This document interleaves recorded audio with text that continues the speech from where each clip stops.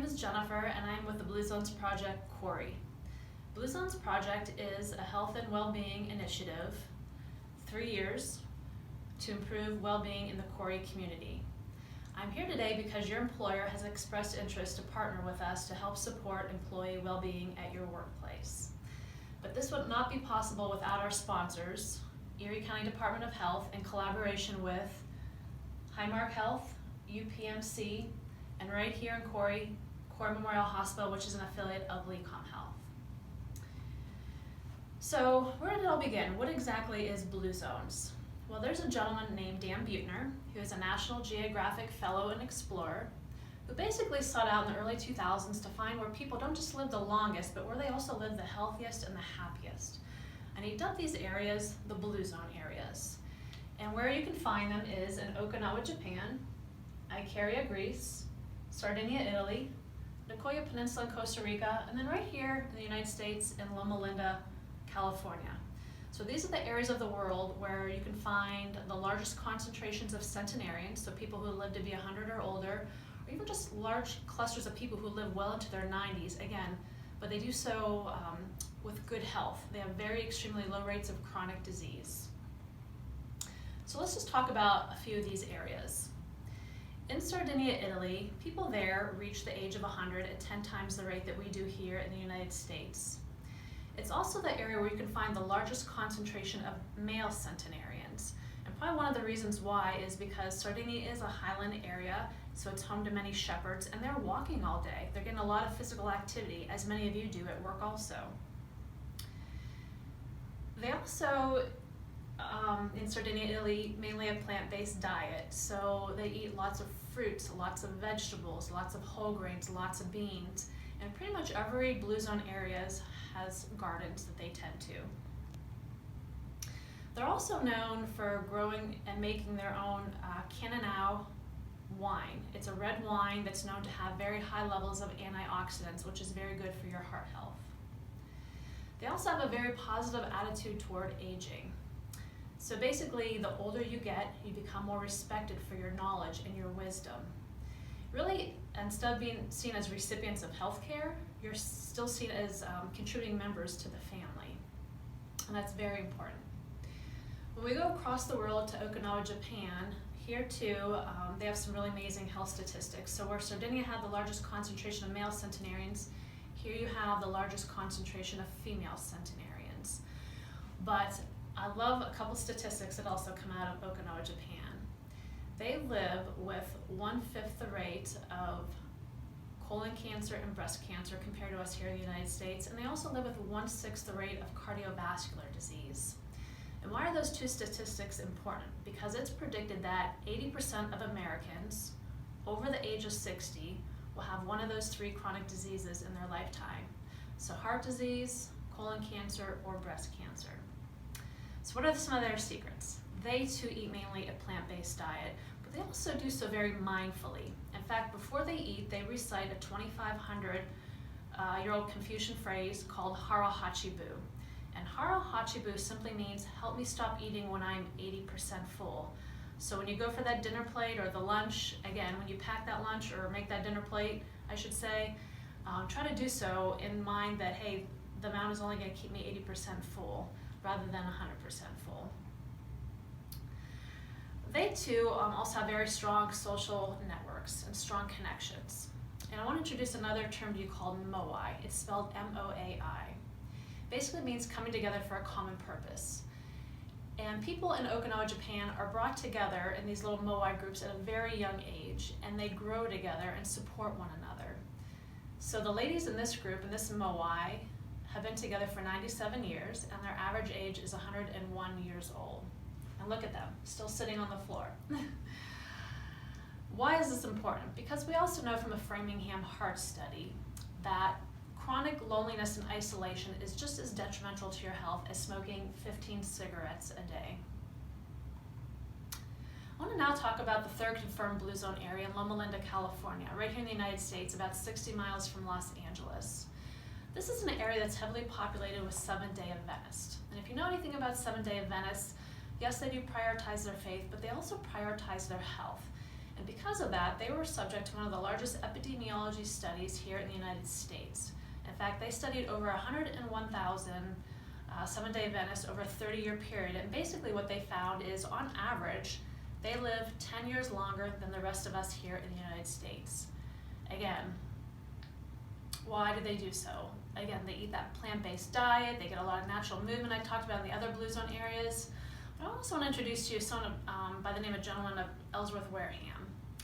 And his story is basically, here he is in this photo, he's in his 90s, and he decided he wanted to put a privacy fence around his home.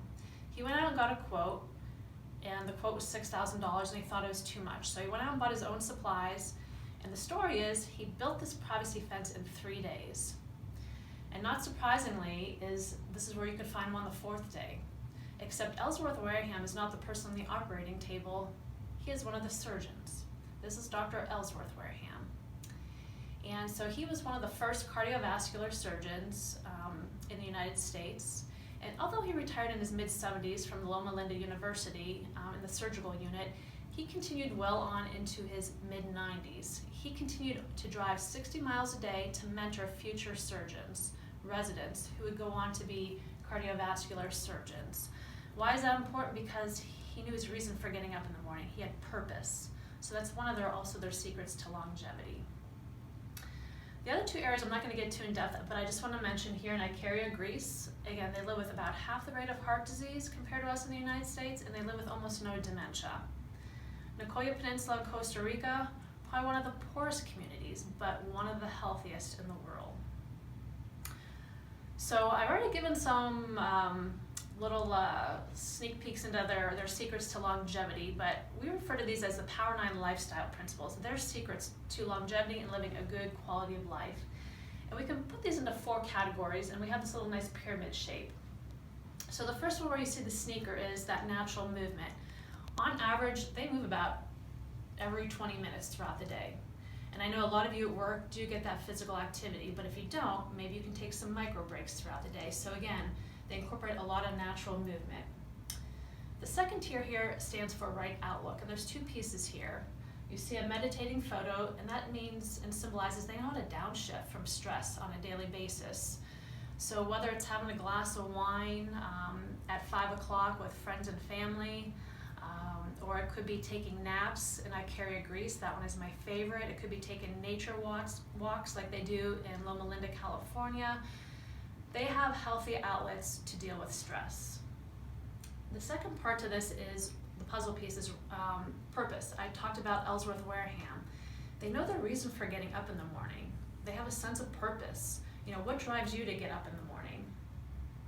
The third tier here stands for eat wisely. The odometer here is that 80% rule I talked about from Okinawa, Japan, the haro hachibu, so they eat very mindfully. The carrot represents that plant slant diet, so yes, they do eat heavily, a lot of fruits, vegetables, whole grains, and beans. Are we here to turn anyone to vegan and vegetarians? Absolutely not. But again, how can we help you incorporate and get more fruits and vegetables and whole grains into your daily diet? And then there's that glass of wine from Sardinia, Italy, that wine at 5 concept. Again, there's a lot of good antioxidants, heart-healthy antioxidants in that Cannon-out red wine. The last tier represents our social connections. So I'm just going to sum it up as basically they prioritize their family, their friends, and their faith. So now that we know the recipe for longevity, the next step was, could we take what we learned from those original Blue Zones areas and create a blueprint, a project, and improve well-being across America? And the first project was in 2009 in Albert Lea, Minnesota. And you can see Corey here. We are technically the 47th project.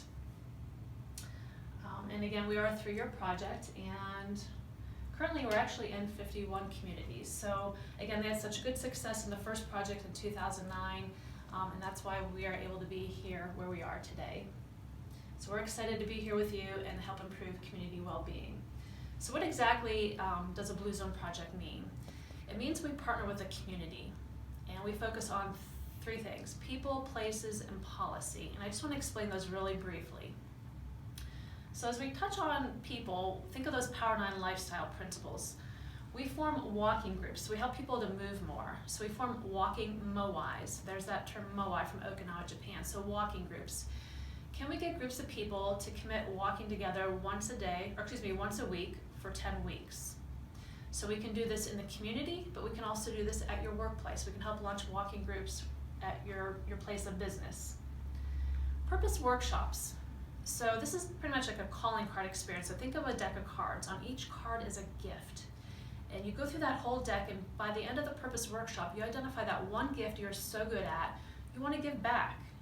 Whether you give back in your place of work, whether you give back to the community in the form of volunteering, you identify or reaffirm that one gift you're so good at you want to share. And again, we do this in the community, but we can also do these purpose workshops at your workplace. And just like we do walking groups, we also do potluck groups, so eating better. Can we form some potluck moais? Can we get people to come together and share healthy meals and recipes once a week for 10 weeks?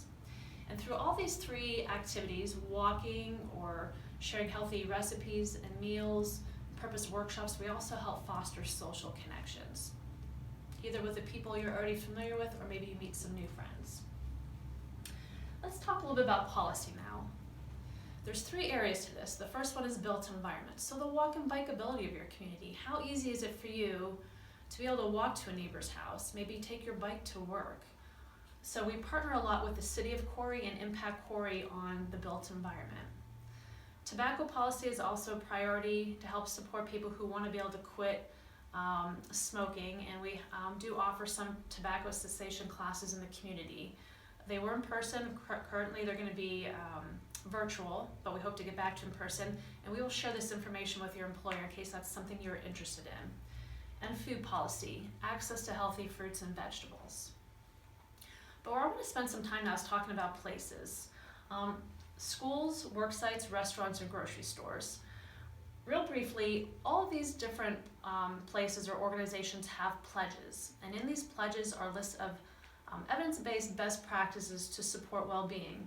So as it relates to a grocery store and restaurants, their pledges deal with help improve community well-being. So if you ever walk through Standards Market, you'll see some shelf talkers throughout the store.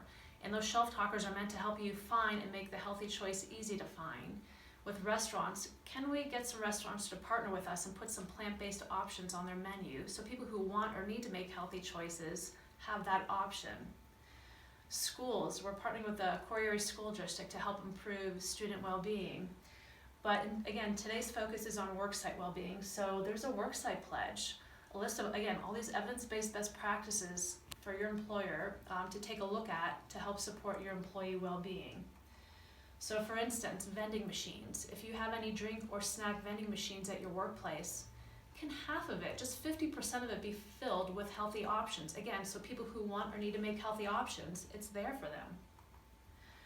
How about some type of a garden? Whether you want to grow herbs, fruits, or vegetables that then you can use with some healthy potlucks at the workplace. Can you take an old storage room and turn it into a downshift room, a place where people can just go shed stress?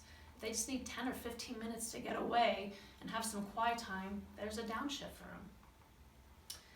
Supporting natural movement. Again, some of you may get natural movement throughout your day automatically in the workplace. Some of you are sitting at a desk. If you are someone who's at a desk, would your workplace be willing to buy some under-desk cycles so you can be doing some pedaling, getting some movement as you're working?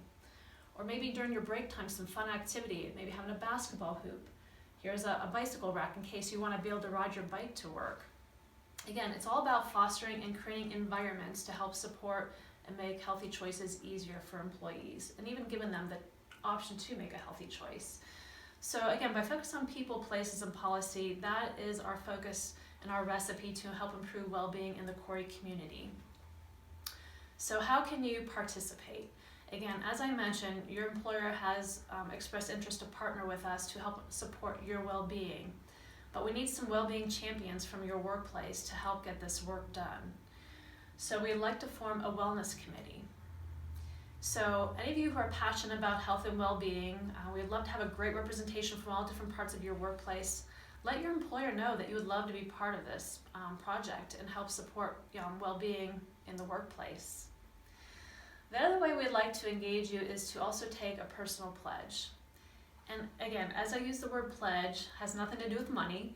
It's again about evidence-based best practices that can help support you to live a better life. In fact, here's an example right here of what the personal pledge looks like. And each of you should have one in front of you with a pen. So take some time to look over these best practices and just see what, may work well for you in your life to help support your well-being.